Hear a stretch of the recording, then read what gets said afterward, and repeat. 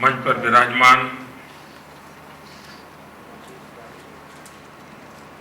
Vibrant city के mayor श्रीमान असित वोरा जी, भारत सरकार में कई वर्षों तक सेवारत श्रीमान अनिल जी,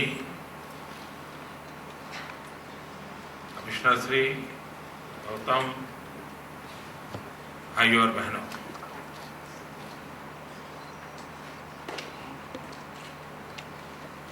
एक छोटे से कमरे में एशिया के भिन्न भिन्न देशों के नीति निर्धारक बैठ करके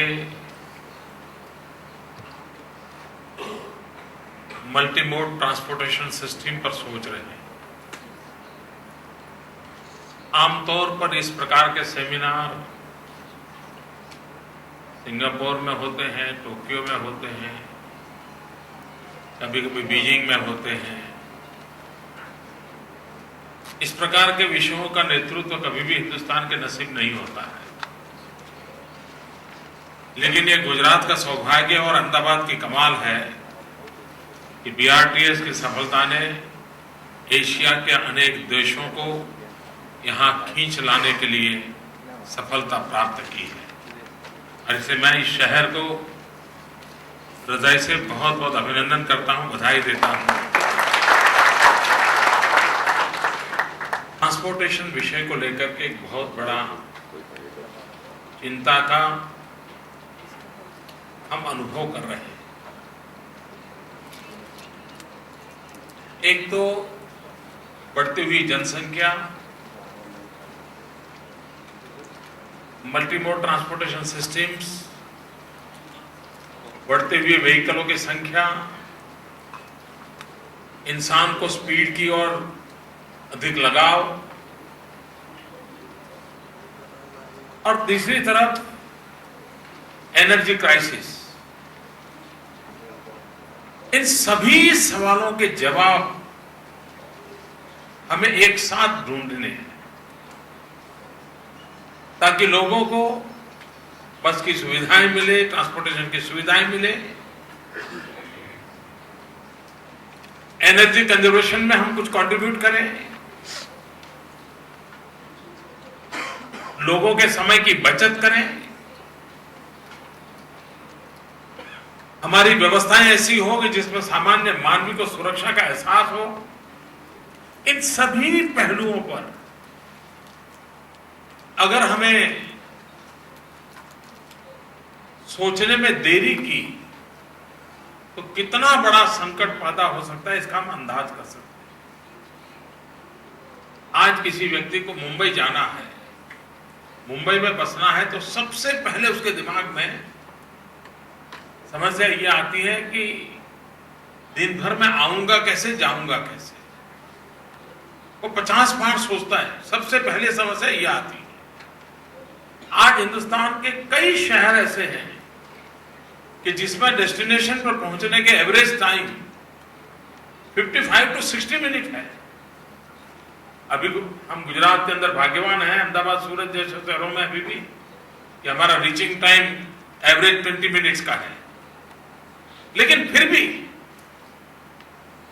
चाहे 20 हो या कहीं पर 55 हो, कहीं पर 60 हो, ये अपने आप में इसको कैसे कम किया जाए और फिर भी सुविधा बढ़ाई जाए, एक बहुत बड़ी चैलेंज है।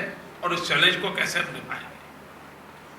दूसरी बात है, इन सारे विषयों को अगर हम टुकड़ों में सोचेंगे कि चलिए भाई, आज जब लोगों को आने जाने में दिक्कत हो रही है तो ट्रांसपोर्ट के लिए सोचो, फिर कभी बैठेंगे तो सोचेंगे स्कूल को जाने वाले बच्चों की व्यवस्था के लिए सोचो, तीसरे दिन सोचेंगे तो भाई चलिए वहां कोई फेस्टिवल हो रहा है तो वहां का कुछ सोचो। अगर टुकड़ों में चीजों को सोचा जाएगा तो इन समस्याओं का कभी समाधान नहीं होगा। और इसलिए हमारे देश में और विशेष करके एशिया के कुछ देशों ने इस दिशा में काम किया है। उससे सीखते हुए हमने पूरे गवर्नेंस के मॉडल को विकसित करना पड़ा। हमने अर्बन डेवलपमेंट का साइंटिफिक अप्रोच क्या हो, इस पर हमने बल देना होगा। हम सिर्फ हाउसिंग इंडस्ट्री को एड्रेस करें और हाउसिंग प्रॉब्लम को एड्रेस करें और रोड इंफ्रास्ट्रक्चर को ना करें। हम रोड इंफ्रास्ट्रक्चर को करें लेकिन ट्रांसपोर्टेशन को ना करें। हम ट्रांसपोर्टेशन को करें लेकिन पावर सप्लाई को ना करें। हम पावर सप्लाई को करें लेकिन गैस ग्रिड को ना करें। हम गैस ग्रिड को करें लेकिन ब्रॉडबैंड कनेक्टिविटी ना दें। अगर हम ऐसा टुकड़ों में करेंगे तो मैं नहीं मानता हूं कि हम सुविधाओं को पहुंचा सकते हैं।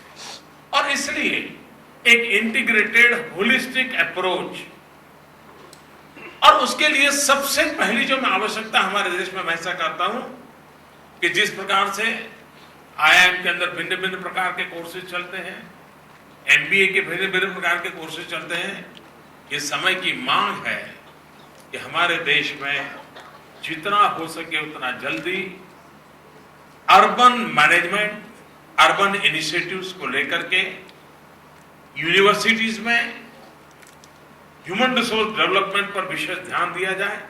एक्सपर्ट टैलेंट हमको तैयार करनी होगी जो इन बढ़ते हुए, क्योंकि गुजरात एक स्टेट है जहां हमारा आज 42% अर्बन पॉपुलेशन और 50% population dependent in urban area है।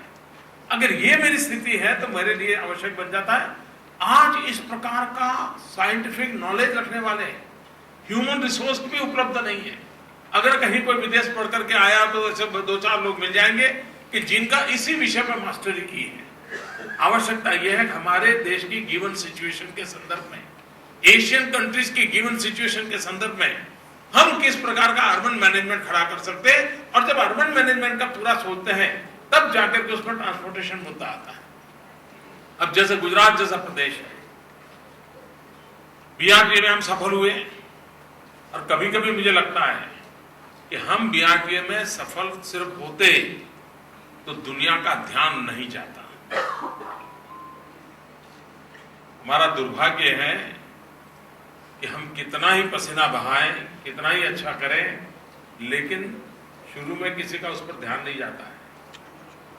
जब दिल्ली में बीआरटी फेल हुआ तब गुजरात पे ध्यान गया। अगर दिल्ली फेल न गया होता तो हमारे सक्सेस की तरफ किसी की नजर नहीं जाती। हमारे यहां ज्योतिग्राम योजना 24 घंटे 3 फेज अनइंटरप्टेड पावर गुजरात के अंदर पिछले 5-6 साल से हम सप्लाई कर रहे हैं, सक्सेसफुली कर रहे हैं, लेकिन देश का कभी ध्यान नहीं गया। लेकिन अभी थोड़े दिन पहले जब पूरा हिंदुस्तान अंधेरे में फंस गया, 19 राज्य अंधेरे में फंस गए, तब लोगों को गुजरात का उजाला दिखाई दिया और वॉशिंगटन पोस्ट तक सबको लिखना पड़ा कि गुजरात है जहां एनर्जी की दिशा में ये सेल्फ सफिशिएंट है। तो ये दिल्ली में बीआरटीएस फेल गया, तब जाकर के गुजरात के, अहमदाबाद के बीआरटीएस प्रोजेक्ट की सफलता की तरफ दुनिया का ध्यान गया। मित्रों, ये बीआरटीएस की बात हो, कोई भी हो, एक बार लिख के रखिए, जब भी दिल्ली विफल जाएगा गुजरात सक्सेस करके दिखाएगा। Whenever Delhi fails, Gujarat succeeds।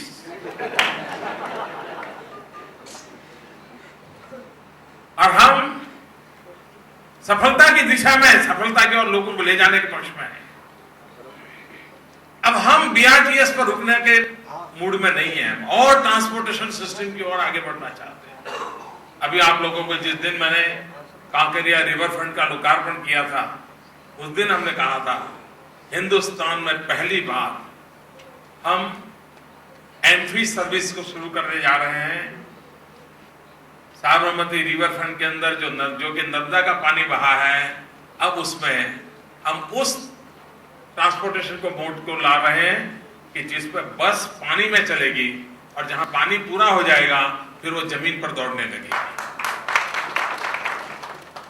हमने नई नई व्यवस्थाओं का उपयोग करना होगा। अब गुजरात के पास 1600 किलोमीटर कोस्टलाइन है, लेकिन अभी तक ट्रांसपोर्टेशन के लिए भी ये 1600 किलोमीटर कोस्टलाइन का उपयोग होना चाहिए, इस पर ध्यान नहीं दिया गया। हम आने वाले दिनों में, और हम बीते हुए कल के गाने गाकर के दिन पसार करने वाले लोग नहीं है, रोज नए सपने देखते हैं और सपनों को साकार करने के लिए जी जान से जुटते रहते हैं। 1600 kilometre coast line within state, हमारा पूरा ट्रांसपोर्टेशन मोड क्यों न बने?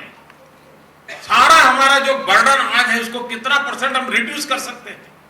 आज जो हमारे नेशनल हाईवेज हैं, मुझे अगर मुंबई से कोई लगेज आता है और मुंद्रा तक ले जाना है या मुझे कच्छ मांडवी तक ले जाना है, अगर वही लगेज को मैं समुद्री तट से ले आता हूं तो मैं पूरा ट्रांसपोर्टेशन का कितना प्रेशर कम कर देता हूं और सेफ्टी और सस्ता भी कर देता हूं, एनर्जी सेविंग का भी काम कर सकता हूं, एनर्जी सेविंग का भी काम कर सकता हूं।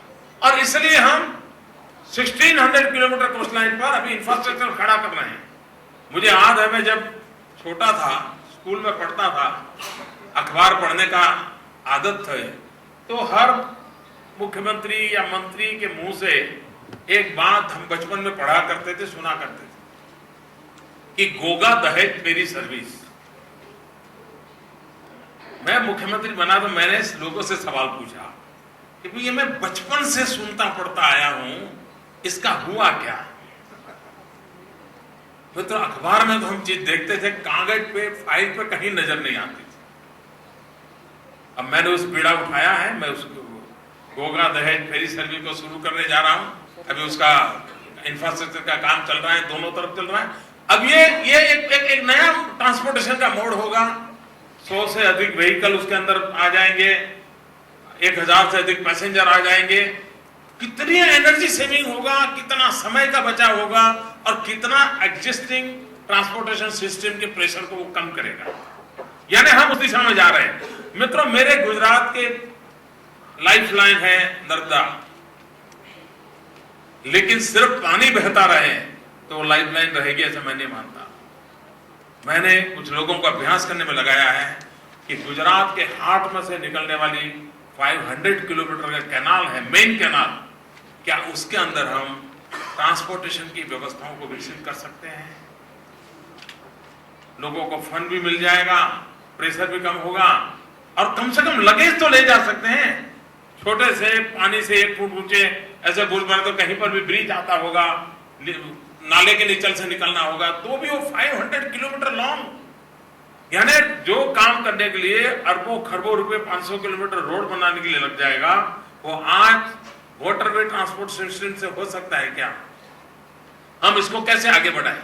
मेट्रो ट्रेन अहमदाबाद में, सूरत में, बड़ौदा में मेट्रो ट्रेन की दिशा में आगे बढ़ रहे हैं। लेकिन अगर सूरत का मेट्रो ट्रेन का मॉडल एक होगा, बड़ौदा का मेट्रो ट्रेन का एक होगा, अहमदाबाद का मेट्रो ट्रेन का एक मॉडल होगा, तो ये बिखरी हुई अवस्था हमें मंजूर नहीं है। और इसलिए हिंदुस्तान में Gujarat will be the first state जो हम आने वाले दिनों में multi mode affordable transport authority का निर्माण करने वाले हैं। एक अम्ब्रेला के नीचे गुजरात के सभी शहरों में इंटर सिटी के लिए, इवन जो हमारे नए स्पेशल इन्वेस्टमेंट रीजन बन रहे हैं वहां पर एक मल्टी मोड एफोर्डेबल, इस काम को करने के लिए एक सेपरेट ट्रांसपोर्ट अथॉरिटी बनाएंगे और शॉर्ट फॉर्म होगा उसका MATA, माता। और माता शब्द आते ही मिलता है, सुविधा ही सुविधा मिलती है जहां माता शब्द होता है। तो ये माता शब्द के साथ multi mode affordable transport authority का निर्माण गुजरात के अंदर किया जाएगा और जितने भी प्रकार के आवागमन के संसाधनों की व्यवस्थाएं हैं, आज एग्जिस्टिंग है, नई आने की संभावनाएं हैं, एक होलिस्टिक और एक दूसरे के साथ कॉन्ट्राडिक्टरी ना हो, एक दूसरे के साथ नए कॉन्ट्रास्ट पैदा कर ऐसे ना हो, एक दूसरे को पूरक हो और व्यवस्था ऐसी कॉमन हो ताकि काफी खर्च नीचे लाया जा सकता है। अगर सूरत का एक मोड है, अहमदाबाद का दूसरा मोड है, तो दोनों का सप्लाई करने वाली टीमें अलग बन जाएगी, खर्च ज्यादा हो जाएगा। लेकिन अगर मार्केट कॉमन पैदा किया जाए तो मैन्युफैक्चरिंग भी कॉमन होगा, तो उसके कारण उसकी कॉस्ट नीचे लाने में भी बहुत सुविधा होगी और उस दिशा में काम करने का हम प्रयास कर रहे हैं। मित्रों, जो लोग गुजरात की विकास यात्रा को देखते हैं, मैं जानता हूं स्वस्थता पूर्वक बारीकियों से चीजों का एनालिसिस करने का स्वभाव समाज में कम होता जा रहा है। अध्ययन करके चीजों का मूल्यांकन करने की आदत कम होती जा रही है और इसलिए बहुत से अच्छे इनिशिएटिव होते हैं जिस पर किसी का ध्यान जाता नहीं।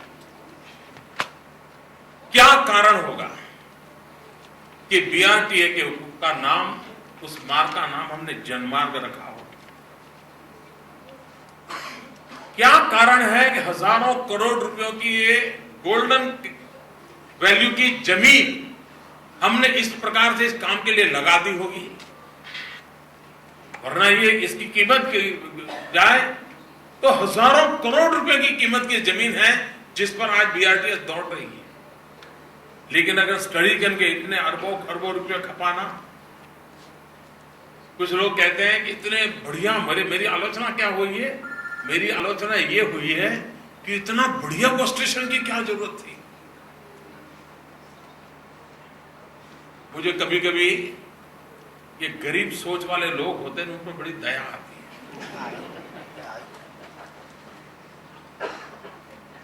सामान्य मानवी के लिए अगर अच्छी सुविधा होती है तो लोगों के आंख में चुभने लगती है, लेकिन अरबों खरबों का एयरपोर्ट बन जाता है तो लोगों के आंख में नहीं चुभती।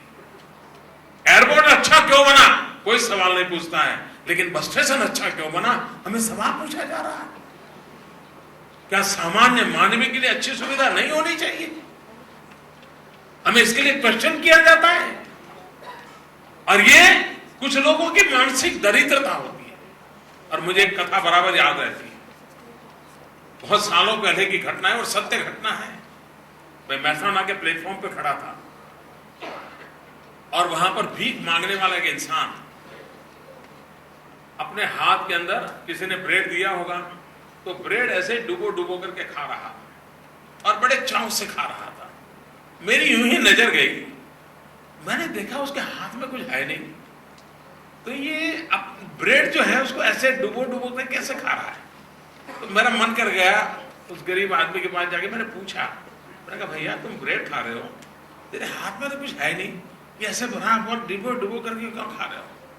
तो उसने मुझे जवाब दिया, उसने कहा साहब ऐसा है, अकेली ब्रेड टेस्टी नहीं लगती है। तो मैं मन से सोचता हूं कि मेरे हाथ में नमक है और नमक के मैं डुबो करके मैं उसको खा रहा हूं। मैंने कहा यार कल्पना ही करनी है तो सीखट की कर, नमक की क्यों कर रहा है? लेकिन वो गरीब आदमी, उसका कल्पना दारिद्र्य इतना था कि वो उससे बाहर नहीं जा सका। मित्रों, आप गुजरात के अध्ययन करेंगे तो देखेगा कि जो गरीबों की भलाई के काम है उसको ऊंचाई पर ले जाने की हमारी सोच है। हमने ज्योतिग्राम योजना क्यों की? सामान्य मानवी को 24 घंटे बिजली क्यों नहीं मिलनी चाहिए? अमीर को तो अपने घर में जनरेटर लगा सकता है, गरीब के घर में स्विच ऑन करने से बिजली मिलनी चाहिए। उस गरीबों के प्रति लगाव का परिणाम है कि ज्योतिग्राम योजना ने जन्म लिया। 108 क्यों आई? किसी अमीर को अस्पताल जाना है तो उसके लिए 50 एम्बुलेंस घर के सामने खड़ी हो जाएगी, हेल्थ केयर करने वाला पूरा कॉन्वॉय उसके घर आ जाएगा। सामान्य आदमी बीमार हो तो कहां जाएगा? और उस पीड़ा में से, उस दर्द में से 108 सेवा का जन्म हुआ और आज गरीब से गरीब व्यक्ति 1 रुपया का खर्च किए बिना 108 अपने घर पे बुला सकता है और उसको आगे ले जा सकता है। अभी परसों हमने कार्यक्रम को समर्पित किया, हिंदुस्तान में पहली बार ऐसा कार्यक्रम हमने दिया है, खिलखिलाट। खिलखिलाट योजना अस्पताल तक तो ले जाती है 108, लेकिन जब वो ठीक होने के बाद बच्चा जन्म लेता है और बच्चे को लेकर के घर जाता है और उसको अगर सही व्यवस्था नहीं मिली और 48 आवर में बच्चा जब घर जा रहा है और कोई इन्फेक्शन लग गया तो हमें बच्चे की जान गंवानी देनी पड़ती है। उस बच्चे की जिंदगी बचाने के लिए उस माँ और नवजात शिशु को उसके घर तक छोड़ने के लिए मुफ्त में ट्रांसपोर्टेशन देने का काम ये खिलखिलाट योजना हमने समर्पित की 2 दिन पूर्व की। हर योजना में हमारे केंद्र में गरीब है। बीआरटीएस गरीब सामान्य मानवी को समय पर पहुंचने के लिए और सम्मान पूर्वक बैठने के लिए अपनी व्यवस्था की। हमने स्मार्ट कार्ड बनाया तो किसके पास बनाया? स्मार्ट कार्ड व्यवस्था एक सामान्य मानव के लिए टिकट की व्यवस्था की। हमने बिलो पॉवर्टी लाइन के लोगों को जो सस्ता अनाज की दुकान से पीडीएस सिस्टम का लाभ होने के लिए दुकान पे जाते हैं, गुजरात इज ओनली स्टेट जिसने बारकोड सिस्टम बनाई है ताकि उसको किस तारीख को माल मिला वहां तक का पूरा रिकॉर्ड होगा और कोई दुकानदार उसको डिनाई नहीं कर सकता है। इस प्रकार की व्यवस्था क्यों की? हमारे दिल दिमाग के अंदर हर पल एक गरीब आदमी की सुख सुविधा रहती है। जितनी भी योजना है उसका कोई अध्ययन करेगा तो उसको ध्यान आएगा। गुजरात प्रदेश है, 2001 में जब मैंने कार्यभार संभाला था तब मेरे राज्य के अंदर मुश्किल के 32% माताएं ऐसी थी जो इंस्टीट्यूशनल डिलीवरी का लाभ मिलता था, अस्पताल में उनकी डिलीवरी होती थी। ओनली 32%। भाइयों बहनों, गरीबों के लिए योजनाएं बनाई, चिरंजीव स्कीम लाए, सरकार ने हिस्सा लिया, पब्लिक प्राइवेट पार्टनरशिप को मॉडल लाए, नई व्यवस्थाएं खड़ी की और आज मैं गर्व से कहता हूं कि मेरे राज्य के अंदर करीब 96% इंस्टीट्यूशनल डिलीवरी होती है। गरीब माताओं की प्रसूति अस्पताल में होने लगी है, यहाँ डॉक्टरों की मदद से होने लगी है। ये स्थिति हम लाए क्यों? मुझे गरीब माँ को बचाना है, गरीब बच्चों को बचाना है और इसलिए किए। जितनी भी योजनाओं का अध्ययन करोगे वो बीआरटीएस का होगा तो भी उस योजना के केंद्र में सामान्य मानवी की सुविधा, गरीब मानवी की सुविधा है। उस प्रेरणा से काम हो रहा है और तब जाकर के बीआरटीएस सफल होती है, तब जाकर के ये योजनाएं सफल होती है और उस योजना को सफल करने की दिशा में प्रयास करते हैं। आने वाले दिनों में हम यहां पर हमारे यहाँ एक जापान के साथ मिलकर के डेडिकेटेड इंडस्ट्रियल कॉरिडोर खड़ा हो रहा है। वो भी एक ट्रांसपोर्टेशन सिस्टम के अगल बगल में डेवलपमेंट का पूरा मॉडल है, वो भी होने वाला है। हम कैनाल नेटवर्क का उपयोग करना चाहते हैं, हम कोस्टल नेटवर्क का उपयोग करना चाहते हैं, हम इंटर डिस्ट्रिक्ट का पिंक सिटी का प्लानिंग करने जा रहे हैं जिसको ट्रांसपोर्टेशन सिस्टम प्राथमिकता से जोड़ना चाहते हैं। यानी इतने विषयों के इनिशिएटिव दिमाग में भरे पड़े हैं जिसको धरती पर उतारने के सपने लेकर के काम कर रहे हैं। उसमें ये जो एशिया की कॉन्फ्रेंस हो रही है, वो एशिया की कॉन्फ्रेंस हमें भी नई दिशा और दर्शन देंगे, नई शक्ति देंगे, नए विचार देंगे और उसको लेकर के हम इस शहर के सामान्य मानवी की सुख सुविधाओं में और अधिक बढ़ोतरी कर पाएंगे। मुझे आपके बीच आने का अवसर मिला, आप सबसे बात करने का सौभाग्य मिला। मैं अहमदाबाद म्युनिसिपल कॉर्पोरेशन का बहुत आभारी हूं और इस इनिशिएटिव के लिए उनका अभिनंदन करता हूं। जय जय गरवी गुजरात।